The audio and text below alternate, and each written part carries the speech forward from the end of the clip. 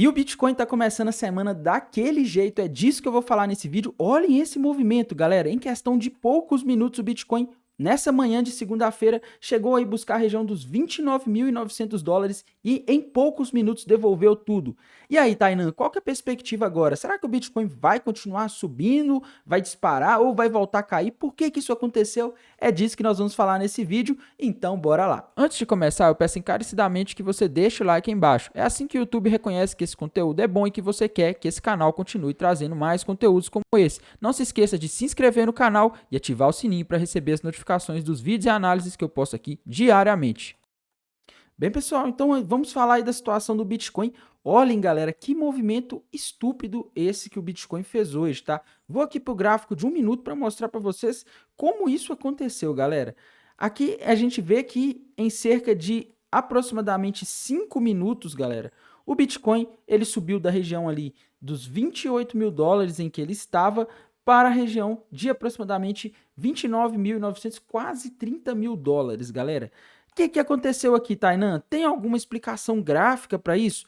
Bem, pessoal, algumas pessoas, inclusive inscritos aqui do canal, pessoas que participam lá no canal do Telegram também, comentaram, tá, que o Bitcoin estava fazendo aqui um padrão gráfico conhecido como uma possível cunha descendente, né? Eles comentaram aqui, uma pessoa comentou, até me perguntou lá o que eu achava. Eu, particularmente, não dei nada por essa cunha, achei que ela não estava muito bem desenhada, né? O mercado indo muito abaixo aqui, tá? Enfim, não sabia, não conseguia ver uma cunha descendente bem desenhada aqui, então eu meio que ignorei o padrão e o mercado subiu. Porém, galera, tem um detalhe, esse movimento de alta do Bitcoin, na minha visão, ele não foi por causa de gráfico e ele não era facilmente antecipado a partir dos gráficos, pelo menos na minha visão, tá? Vou compartilhar com vocês aqui o que aconteceu, por que que o Bitcoin subiu e caiu tão rápido. E galera, vamos ver aqui essa notícia, tá? Bitcoin sobe após uma fake news sobre a aprovação de ETFs nos Estados Unidos, tá? Como eu havia dito para vocês ontem na análise de domingo, nessa semana a gente teria uma semana bem quente para os mercados e começou até mais quente do que eu imaginava, né? Uma semana com muitas informações relevantes que podem impactar os preços chegando, tá? E uma dessas informações é a aprovação do ETF, de vários ETFs que vão ser avaliados nessa semana. A gente pode ter uma decisão ou um adiamento nessa semana até a quarta-feira, até a próxima quarta-feira, que vai ser o dia 19 de outubro. E, galera, a gente começou a segunda-feira com uma fake news sendo divulgada pela Cointelegraph, que muitos devem conhecer, né? Que é um site aí muito famoso de notícias ligadas a criptomoedas. E eles simplesmente soltaram que a BlackRock, o ETF da BlackRock foi aprovado, né? O que é um pouco estranho, porque justamente o da BlackRock e não das outras. Tem vários pedidos de ETF da Ivesco, da Fidelity, enfim, tem milhares de pedidos de ETF. Eles soltaram essa notícia falando justamente do ETF da BlackRock, que é o que mais chama a atenção dos mercados, galera.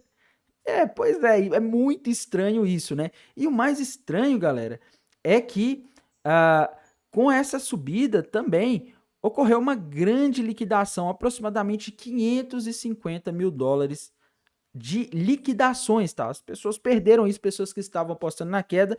Eu não fui liquidado, mas eu tomei um stop, porque essa subida do mercado realmente pegou uma posição short que eu tinha no Bitcoin, inclusive lá da área de membros, tá? Faz parte, viu, pessoal? Pelo menos não foi liquidação, foi stop.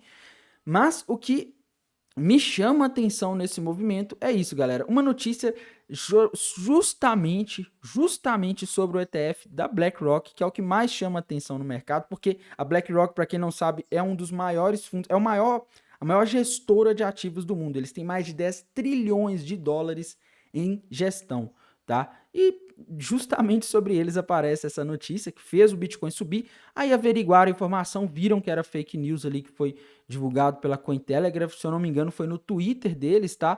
E aí o mercado caiu e devolveu, tá? Tainan, isso quer dizer que vai subir ou que vai cair? Não, tá? Só quer dizer que eles jogaram o mercado para cima ali, provavelmente para pegar a liquidação. Vou mostrar daqui a pouco para vocês o mapa de calor da Highblock, tá? O Liquidation Rich Map, que dá pra gente ver bem essa situação. Inclusive, eu tinha comentado, tinha bastante liquidez acumulando ali acima nos últimos 7 dias, e eles foram justamente buscar essa liquidez. E como eu disse, galera, a semana tá só começando, meus amigos. Até quarta-feira tem muita coisa para acontecer nesse mercado cripto. É a semana em que a SEC vai decidir se o ETF de Bitcoin vai ser aprovado ou não, tá? Eu acredito que provavelmente eles devem adiar esses ETFs. A gente tem vários pedidos de ETFs sendo avaliados, porque nas últimas vezes eles fizeram isso e eles têm até março de 2024 para decidir sobre esse ETF, justamente a época do halving, tá? Então, isso chama bastante atenção.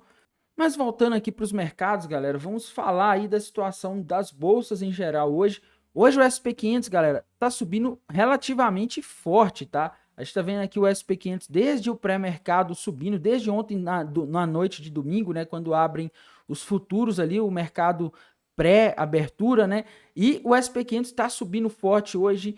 Isso, na minha visão, tem um motivo, tá? O DXY tá caindo forte também. A gente tá vendo também uma queda agora não tá, né? Mais cedo tava queda no rendimento dos Treasuries, agora já não tá. Mas, de qualquer forma, DXY caindo, petróleo caindo cerca de 1%, tá? Isso, galera, tá acontecendo, na minha visão, porque o mercado ele está ali, vamos dizer assim, digerindo aquele movimento de sexta-feira, tá? Aquela liquidação de sexta-feira que aconteceu no mercado, e acredito que isso se deve, em parte, à divulgação dos balanços corporativos que a gente teve na sexta-feira, tá? Na sexta-feira a gente teve alguns bancos importantes. Galera, a gente teve a divulgação do balanço do JP Morgan, ele veio acima do esperado, tá? E lembrando, galera, para essa temporada de balanço, os mercados vinham caindo na semana passada, na quinta e na sexta-feira, porque o mercado estava esperando balanços ruins, tá? O mercado já está entendendo que a recessão está chegando, que a economia está perdendo força, o mercado já estava meio se preparando para o pior, e aí vem esses balanços aqui melhores do que o esperado, né? JP Morgan acima da expectativa, BlackRock acima da expectativa também, pelo menos no LPA, tá? Já na receita ficou um pouco abaixo da expectativa, mas o que a gente viu aqui foi Citigroup também, que é importante. Ou seja, galera, a gente viu aqui que alguns bancos surpreenderam positivamente ali nos resultados dos balanços corporativos, e isso fez o mercado entrar no pré-mercado hoje mais animado. Mas, galera, o contexto continua ruim, tá? A gente tem juros elevados, mais importante de tudo, juros acima de 5% nos Estados Unidos. Existe o risco deles subirem mais ainda na próxima reunião do Fed.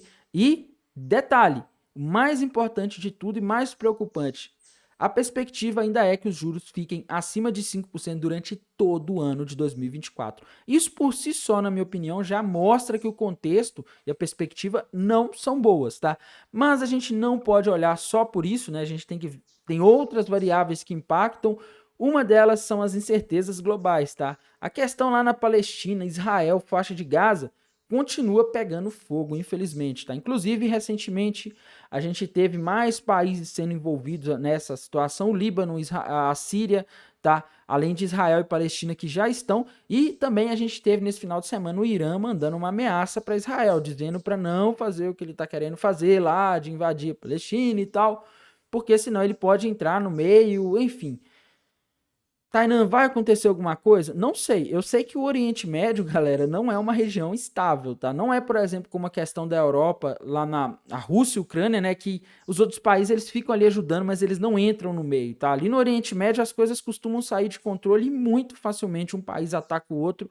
Ali é realmente uma região difícil de você ter uma previsibilidade, tá? Ali quando começa essas coisas assim, você nunca sabe onde vai parar e tomara que não aconteça. Eu gostaria que esse conflito lá acabasse logo, porque muitas pessoas estão sofrendo muito por causa disso, né? Principalmente naquela região ali, que é uma região já instável, que eles já sofrem há muitos anos, ali todas as pessoas envolvidas, principalmente as pessoas inocentes, os civis que estão no meio daquela situação, né, toda, enfim. Mas a questão, galera, é que a gente não sabe onde vai parar isso, tá? E isso é uma situação bem mais complicada, na minha opinião, do que a situação da Rússia e da Ucrânia, porque, como eu disse, os outros países eles não entram no meio diretamente. Ali no Oriente Médio, os Estados Unidos mandou porta-aviões, se eu não me engano, o Reino Unido ou a Inglaterra está querendo mandar também, o Irã já está se metendo no meio, enfim, é uma situação bem perigosa ali, que a gente nunca sabe onde que vai acabar, e o risco maior ali, galera, é para o comércio global, tá? Por exemplo, vamos traçar cenários imaginários. Vamos supor que o Irã sofre um ataque ali de Israel, em retaliação a alguma coisa, ou o Irã faz alguma coisa contra Israel, e os Estados Unidos entram no meio e atacam o Irã. O Irã pode fechar o Estreito de Hormuz. Eu não sei, eu não acho que o Irã teria condições de entrar em uma guerra longa ali com os Estados Unidos, Israel, porque são países que estão militarmente muito à frente, mas uma coisa que o Irã conseguiria fazer é fechar o Estreito de Hormuz. Isso iria fazer o barril do petróleo provavelmente subir ainda mais. Ele já está em $90. Os Estados Unidos, eles não estão com grandes reservas de petróleo para conseguir manter o preço baixo caso ocorra uma falta de oferta, tá? Se o Irã faz uma dessas, meus amigos, acabou, tá? Acabou para o comércio global, petróleo vai a $200, a gente pode ter uma nova crise, tá? Uma nova crise que poderia impactar ativos de risco, e essa é a triste verdade, tá? Além do sofrimento que isso causa para várias pessoas. Mas enfim, galera, temos que ver aqui também a questão da análise de sentimento do Bitcoin. E a gente vê aqui que ocorreu algo curioso, né, galera? Na hora em que o Bitcoin subiu ali, liquidando uma boa parte das pessoas, a gente consegue ver isso no Open Interest, o Long Short Ratio aumentou, tá? Por que o Long Short Ratio aumentou, galera? O Long Short Ratio que estava ali na casa dos 1.12 foi direto para 1.25 na Binance Futures, tá? Isso acontece porque as pessoas que estavam apostando embaixo ou foram estopadas, como eu fui, ou foram liquidadas, tá? Então, é uma situação complicadinha, né? Porque agora a gente tem proporcionalmente mais pessoas apostando na alta. A gente já tinha nos últimos dias, mas a gente passa a ter mais ainda, né? Só se entrar mais pessoas apostando na queda agora que o mercado vai ter mais combustível para subir. E a taxa de funding a gente vê também que ela ficou positiva, né? Taxa de funding positiva mostra que as pessoas que estão posicionadas na alta estão pagando para apostarem na alta, né? Se essas pessoas estão tendo que pagar, é sinal de que tem mais pessoas apostando na alta, tá? Quem está apostando na queda está recebendo taxa de funding, pelo menos de acordo com essa estimativa agora da Binance Futures, tá? Então, essa é a situação, e a gente não pode deixar de ver também aqui o Liquidation Rate Map da HighBlock, entender o que está acontecendo aqui, né, galera? E olhem isso daqui, tá? Como eu havia dito para vocês nos últimos dias, no mapa de calor do Bitcoin, havia bastante liquidez se acumulando aqui nessa região, principalmente dos 27.800, tá? O Bitcoin não só foi em 27.800, como também subiu ali, pegou aquela região ali dos 29.400, que tinha liquidez. Vejam, galera, como o movimento, ele pegou toda a liquidez que estava acima, tá? Isso me faz suspeitar, não tem como provar, mas suspeitar de que esse movimento de alta aí do Bitcoin hoje, essa notícia que apareceu do nada falando que o ETF da BlackRock havia sido aprovado, pode ter sido intencional, tá? Porque a gente sabe que no mercado de criptomoedas é assim, né? Os meios de notícias, independente da credibilidade deles, eles costumam ser usados como forma de manipular o mercado, tá? Eles soltam uma notícia, que foi aprovado tal coisa, ou que não sei o que, justamente para atender interesses de pessoas. Não se esqueçam de que a CoinDesk, né, que é um site de notícia que tinha bastante prestígio, foi utilizada aí pela Binance, por pessoas que tinham interesse em derrubar a FTX para divulgar um balanço confidencial da FTX, para divulgar uma informação confidencial que só 3 pessoas até então dentro da FTX sabiam. É óbvio, a FTX estava errada, gente, não tem como discutir isso, tá? Mas por que um site de notícias é usado dessa forma, né? Aquilo ali, na minha visão, foi proposital, tá? A gente sabe que tinham empresas aí que estavam interessadas em derrubar a FTX, que eram rivais da FTX, que a FTX estava crescendo muito rápido, apesar das fraudes, e o resultado a gente viu, né? E, meus amigos, se eles fazem isso para derrubar concorrente, o que eles não vão fazer para pegar liquidação, tá? Como eu disse, aproximadamente 550 milhões de dólares foram liquidados nessa manhã de pessoas que estavam apostando na queda, tá? Com esse tanto de liquidação, galera, alguém ganhou esse dinheiro, tá? Geralmente são os market makers, as baleias, as pessoas ali que querem operar contra, tá? Mas enfim, alguém aproveitou dessa notícia aí. Essa notícia, na minha visão, não foi nem um pouco aleatória, tá? Sem querer, postei uma notícia aqui de que a BlackRock teve o seu ETF aprovado sem checar nenhuma fonte, né?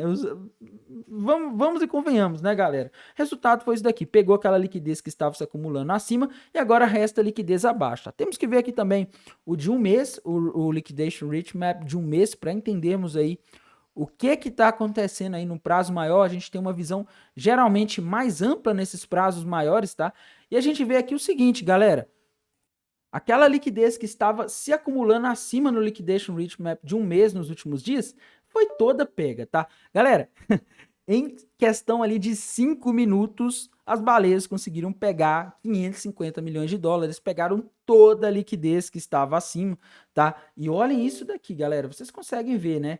Como esse mapa de calor funciona. Ele pegou a liquidez que estava abaixo, depois resolveu ir lá pegar a liquidez que estava acima e pegou tudo, galera. Pegou quase toda a liquidez, até perto dos 30 mil dólares ali. E agora, galera, a gente tem que se atentar a um detalhe, que é a liquidez agora está se concentrando abaixo, viu? Temos muito mais liquidez abaixo, principalmente a parte da região dos 26.400 dólares. E agora fica mais fácil para as baleias deixarem o mercado cair, né? Porque elas já conseguiram tomar o dinheiro daqueles que estavam apostando na queda. As corretoras, elas não correm risco de ter um prejuízo agora se o mercado cair, tiver milhares de pessoas apostando na queda. Então fica mais fácil para cair e buscar essa liquidez que está abaixo. Então é o que parece mais provável agora, viu, pessoal? Bem, pessoal, por esse vídeo é isso. Vou mantendo vocês atualizados pelo canal do Telegram. No mais, desejo uma excelente segunda-feira, um bom descanso e bons negócios. Até mais, tchau.